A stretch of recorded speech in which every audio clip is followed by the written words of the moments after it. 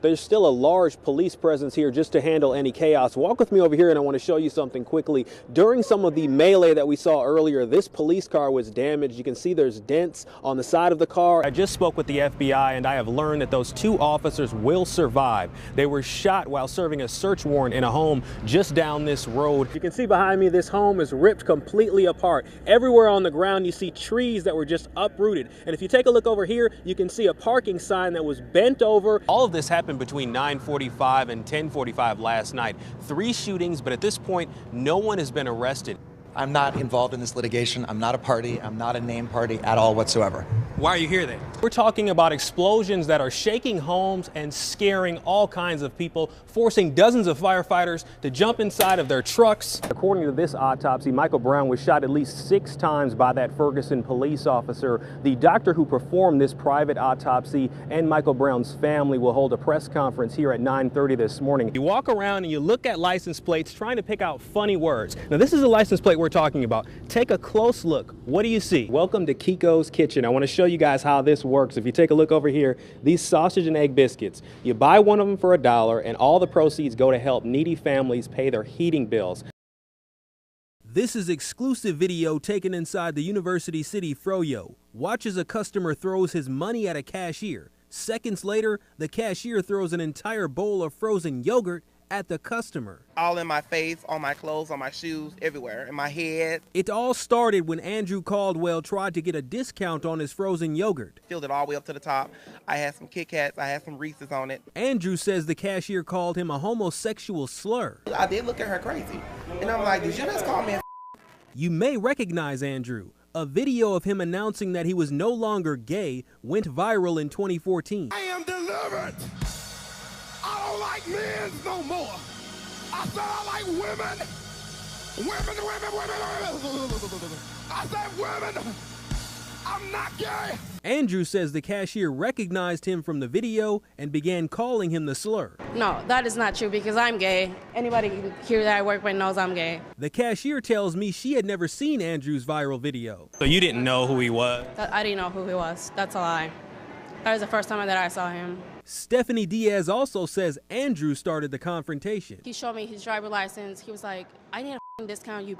Stephanie tells me the verbal assault continued after Andrew threw his money at her. Then he said, yeah, that's right. Pick it up like the you are, like the dog you are. That's when Stephanie says she had heard enough. Police arrived at the Froyo moments later. Stephanie was left with a court date for third-degree assault. Andrew was left with a face full of frozen yogurt.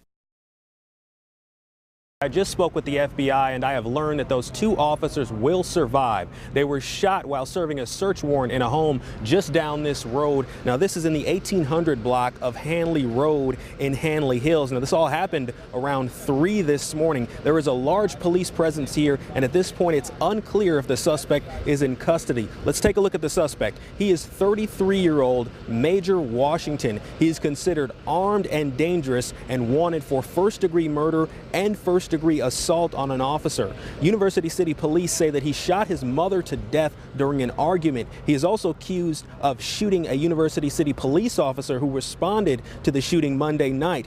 The officer survived. Now the FBI believes Washington shot 2 agents, one in the leg and another in the shoulder during an exchange of gunfire. First responders were quickly on the scene after the shooting and rushed the agents to Barnes-Jewish Hospital. They just arrived there at about 3:40 this morning and again, we believe that they will survive. A few officers were also treated for smoke inhalation because at some point there was a fire in the home. Again, this is still an active situation, so stay with Fox 2 for any updates. You can also follow me on Twitter at Kiekow Live.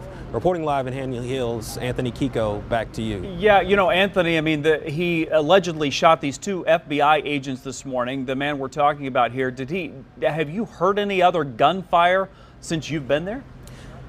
We haven't heard any gunshots, but we do believe that there was an exchange of gunfire, so it is possible that this suspect was hit, but at this point, we just don't know. Look at me right now. Aye, sir. Aye, sir. The few, the proud, the loud. Do you understand? Yes, sir. This is how drill instructors welcome Marine Corps recruits to boot camp in San Diego. What you ask my butt, you'll get on my yellow footprints. It continues as recruits stand on his yellow footprints. And most importantly, you shut! After saying hello to their drill instructors, they say goodbye to their possessions.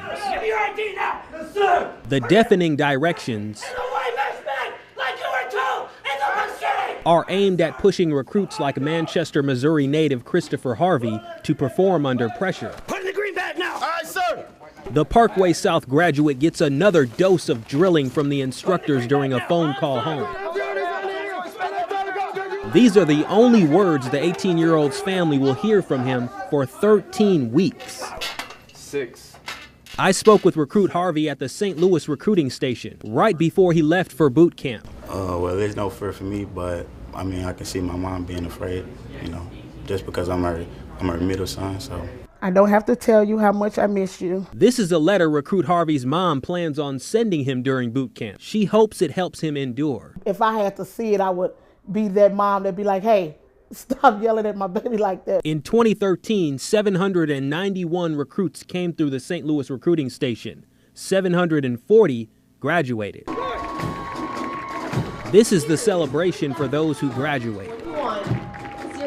Like St. Louis, Missouri native Private First Class Derek Brown. He was one of the top performing recruits in his company.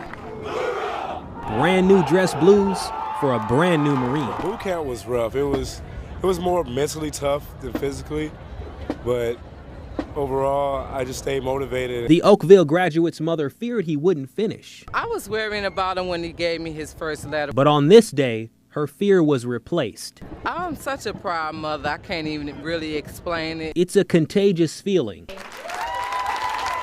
fueled by the sight of those who are first to fight. Reporting with the Marines in San Diego, Anthony Kiekow, Fox 2 News.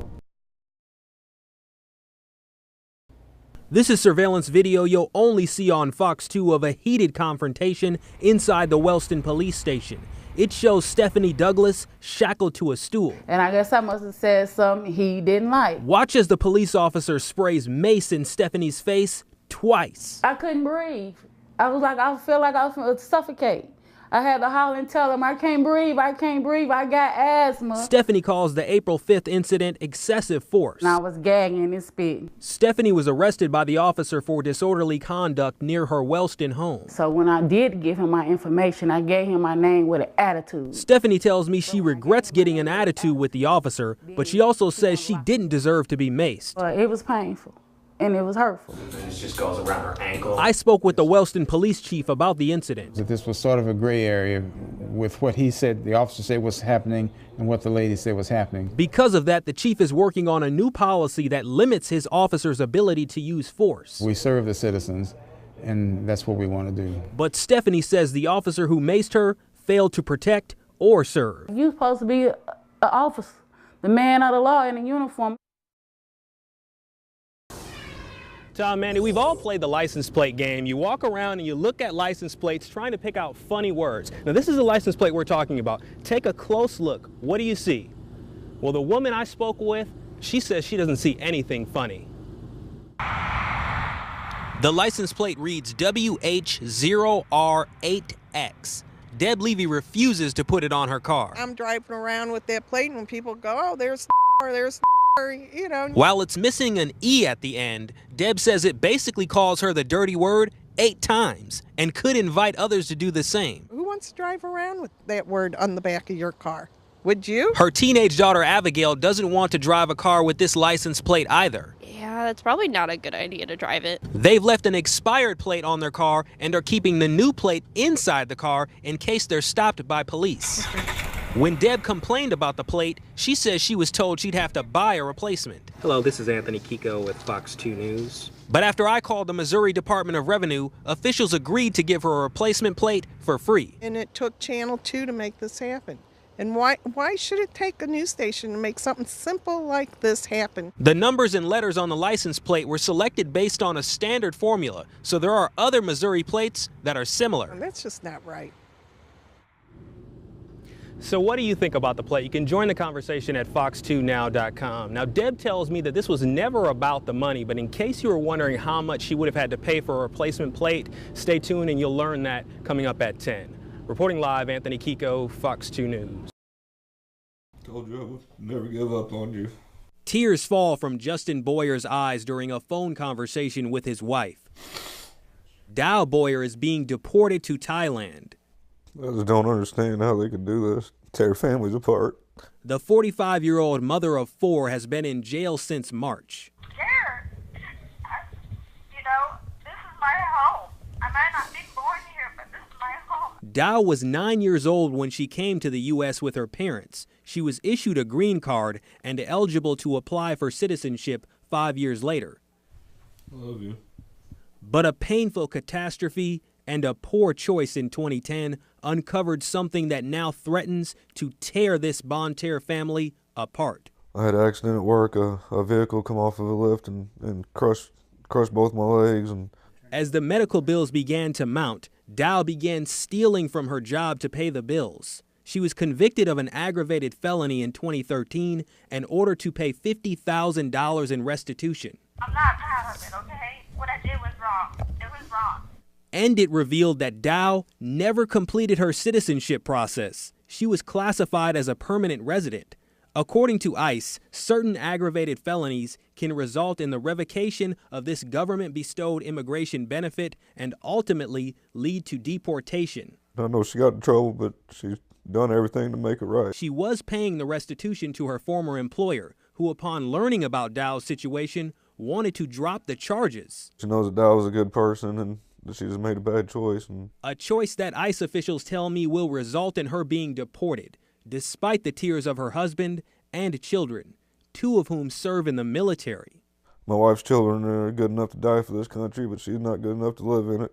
I just don't understand.